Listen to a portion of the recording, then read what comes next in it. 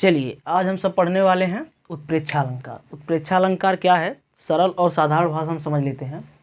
जैसा कि यहाँ लिखा है, जहाँ उपमेय में उपमान की संभावना की जाए वहाँ उत्प्रेक्षालंकार होता है।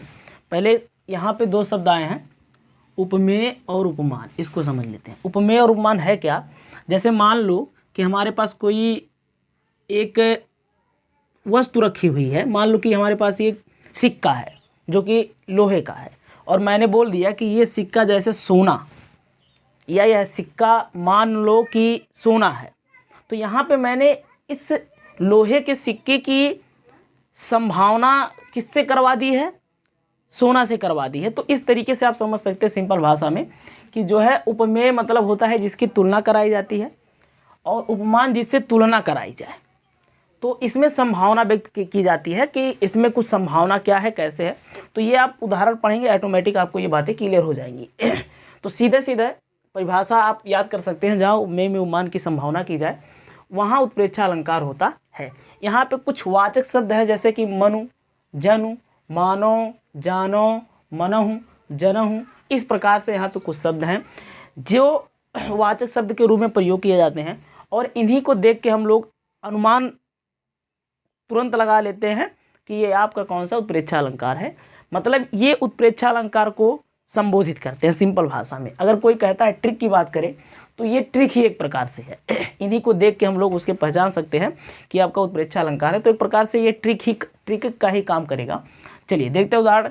यहाँ उदाहरण लिखा है पहला, धाये धाम काम सब त्यागी, मनहु रंग निधि लूटन लागी। तो आप यहाँ देख पा रहे होंगे एक शब्द आया है मनहु। इस मनहु शब्द को देख के ही हम पता पा जाएंगे कि ये उत्प्रेक्षालंकार है, या ये उत्प्रेक्षालंकार का उदाहरण है।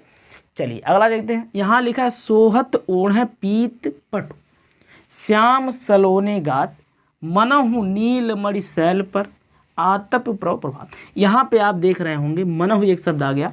इस शब्द को देख के हम लोग अनुमान लगा सकते हैं कि उत्प्रेक्षालंकार है, या हम कहें कि ये एग्जाम्पल उत्प्रेक्षालंकार का एग्जाम्पल है।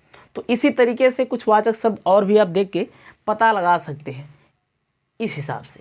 चलिए देखते हैं उदाहरण नंबर 3 में लिखा है, पुलक प्रकट करती है धरती, हरित तृणों की नोकों से मानो। देखो यहाँ भी एक शब्द आ गया है मानो।